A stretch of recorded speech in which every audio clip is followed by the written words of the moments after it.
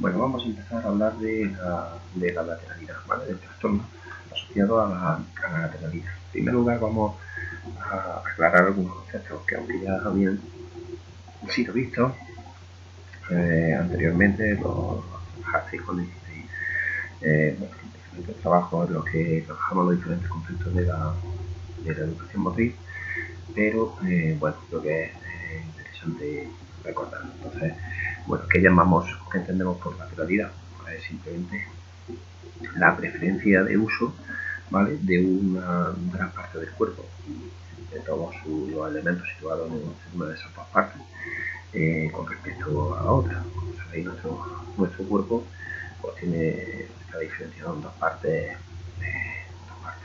iguales y simétricas, ¿vale? Entonces, a eso es lo que le llamamos lateralidad, ¿vale? Ya veremos que no es exactamente igual que los conceptos de derecha e izquierda, que en realidad son conceptos o nociones espaciales, ¿vale? No de lateralidad. ¿Qué es la lateralización? Pues es el proceso, ¿vale?, por el que se establece esa preferencia de uso de un lado u otro del cuerpo. Es decir, el proceso de lateralización es precisamente el proceso de afianzamiento de esa lateralidad o preferencia de uso de un lado del cuerpo sobre el otro, ¿vale? Y esto fundamentalmente se debe porque suele haber una preferencia hemisférica, es decir, uno de los dos hemisferios suele tener preferencia, suele ser más competente en la realización de determinado tipo de actividades, ¿vale?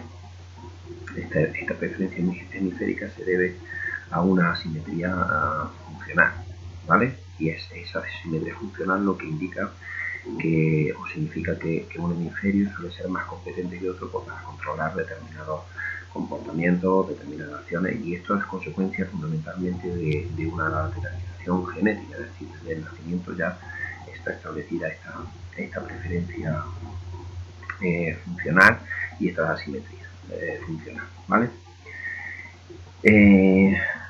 Entonces, ¿qué significa esta dominancia? Bueno, porque si hay una dominancia hemisférica izquierda, es decir, el hemisferio izquierdo es funcionalmente predominante, ¿vale?, sobre la dominancia lateral derecha, ¿vale?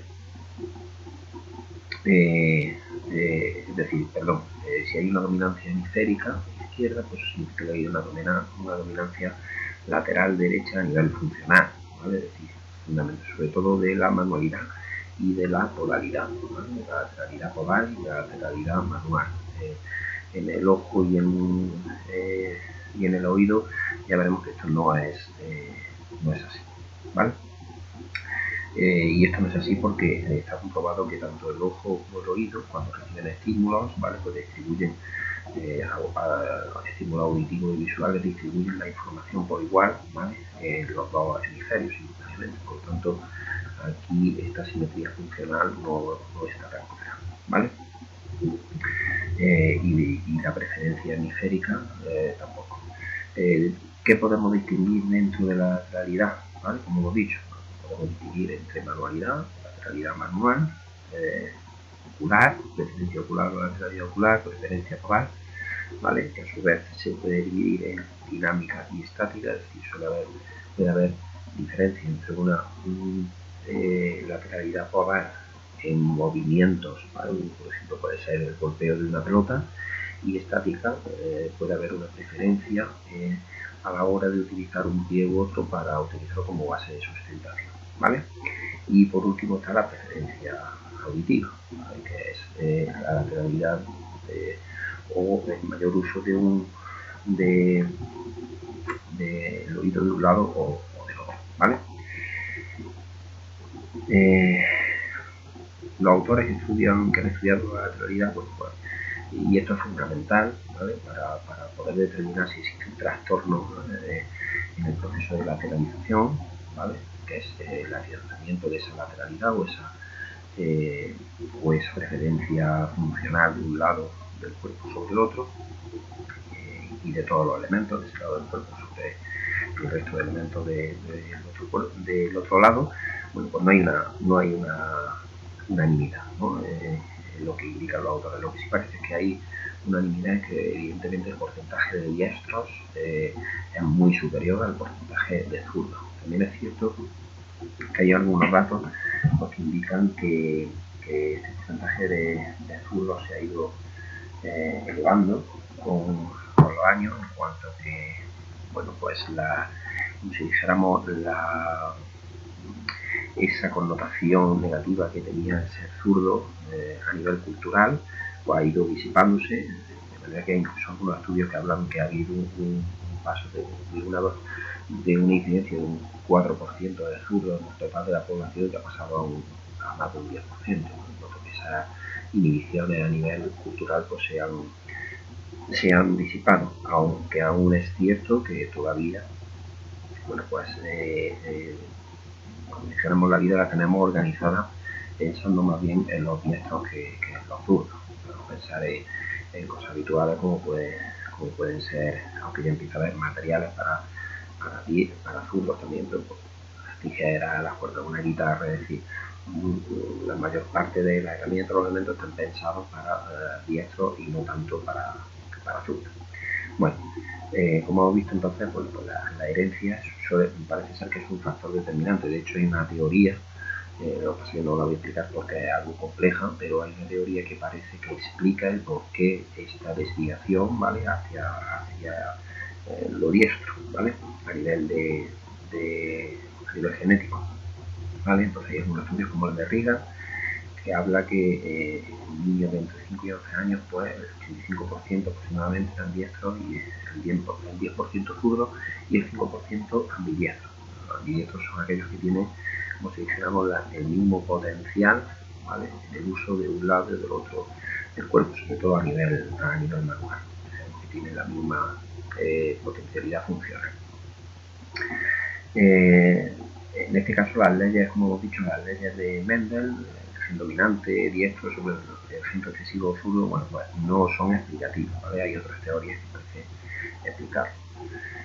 Pero ya he dicho que son complejas y no es el caso. Hay otro autor, Riffi, en 1940, que encontró que las familias con ambos progenitores zurdos, por ejemplo, pues tenían un 45% de hijos diestros. Sin embargo, eran diestros un 8%, ¿vale? Si ambos eran diestros, pues un 8% eran zurdos, ¿vale?, llegando incluso hasta un 20% del porcentaje de zurdos si uno de los progenitores era zurdo y otro diestro, ¿vale? Parece que desecha el tema del gen dominante y gen recesivo, ¿vale?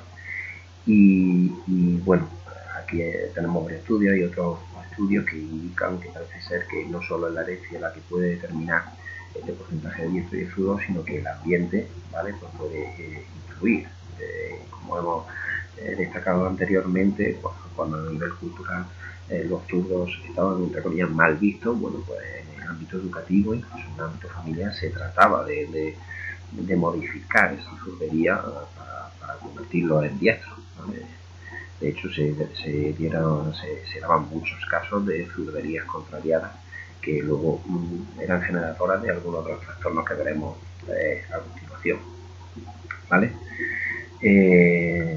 Y en otros casos, bueno, pues no ha sido tanto el ámbito educativo, sino que han sido adaptaciones propias por parte de los sujetos, ¿vale? Pero fijaros en este estudio de Hilbert y Wysoki, que hablaban de que un porcentaje de sujetos que lanzan con la izquierda y escriben con la derecha, ¿vale?, era entre un 1 y un 2% hasta los 35-40 años, pero luego a partir de los 45 años, ¿vale?, aumentaba hasta un 4%. ¿Vale? Esto parecía indicar porque había habido presiones, ¿vale?, para que escribieran con la mano derecha, aunque realmente tenía una manualidad zurda. Bueno, cuando se establece la dominancia lateral, cuando se produce ese o cuando se consolida ese proceso de lateralización, pues igualmente aquí no hay unanimidad, ¿vale? Vemos que hay autores que defienden que entre los 3 y los 6 años, ¿vale? Por ejemplo, Mora y Palacio establecen un intervalo muy amplio, ¿vale?, con lo cual ahí, bueno, podemos encontrar gran variabilidad. Otros autores como Hessel y Amis, ¿vale?, que indican que desde el nacimiento ya incluso se puede determinar la lateralidad en base al reflejo tónico del cuello, es decir, cuando el bebé está recostado en decúbito supino, boca arriba, pues normalmente suele tener la cabeza echada a un lado o a otro, ¿vale? Pues estos autores indican que eso, ¿vale? Ese reflejo tónico que hace que la cabeza esté recostada hacia un lado o hacia el otro, ya puede ser indicativo de, bueno, de cuál va a ser la dominancia lateral de este sujeto. Hay autores que, como Fagan, ¿vale? Que no tienen tan claro que realmente este reflejo tónico pueda ser explicativo o pueda ser indicativo de manera general de cuál va a ser la dominancia lateral de los niños, otras cosas, porque ellos identifican que las asimetrías posturales y las manuales, ¿vale? Pues no está claro que haya una identificación entre ambas, teniendo en cuenta que la asimetría manual, es decir, la preferencia de uso de una mano sobre la otra, pues no se consolida hasta los 2 o hasta una edad de entre 2 y 4 años, ¿vale? Como vemos, bueno, pues no hay demasiado consenso. En relación al concepto de derecha e izquierda, esto es importante tener claro que no es un concepto relacionado con la lateralidad, sino fundamentalmente con la organización espacial, ¿vale? Es decir, fijaos que la manualidad, ¿vale? La preferencia de uso de una mano sobre la otra, solo desempeña un papel menor, ¿vale? Según Riga, en la adquisición de dicha noción de derecha y de izquierda, ¿vale? Eso sí, la lateralidad lo que ayuda a tener conciencia de que existen dos partes simétricas en el cuerpo bien diferenciadas, ¿vale? Y a las que, bueno, pues culturalmente y socialmente se les da el nombre de derecho, parte derecha y parte izquierda, ¿vale?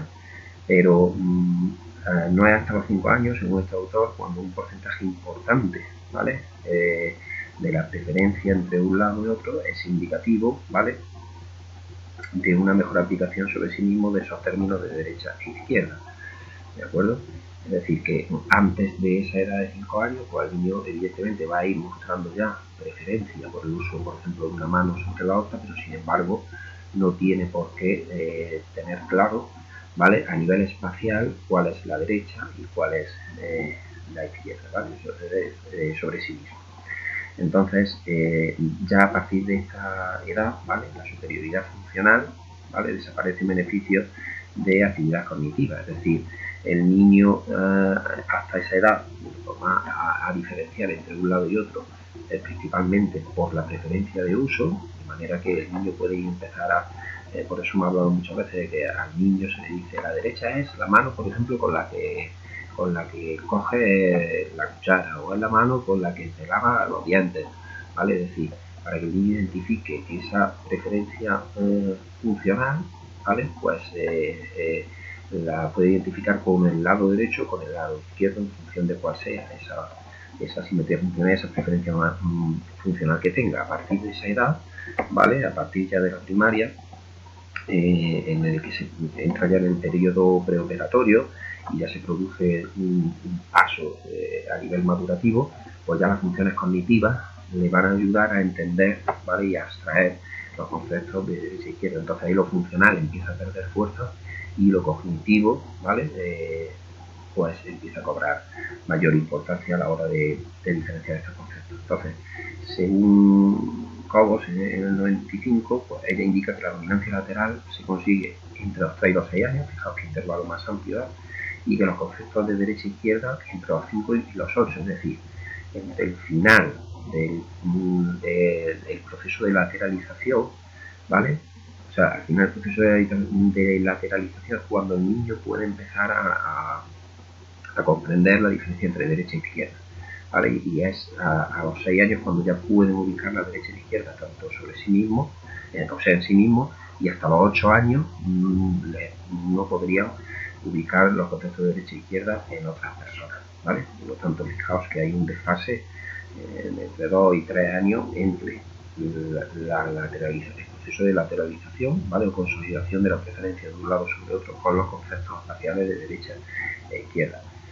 ¿Cuándo podemos ver que hay problemas? Pues si a los 5 años el niño ya no tiene la lateralidad afirmada, el proceso de lateralización, ¿vale? O esa preferencia de uso de un lado sobre otro, pues podemos entender que puede haber algún trastorno de la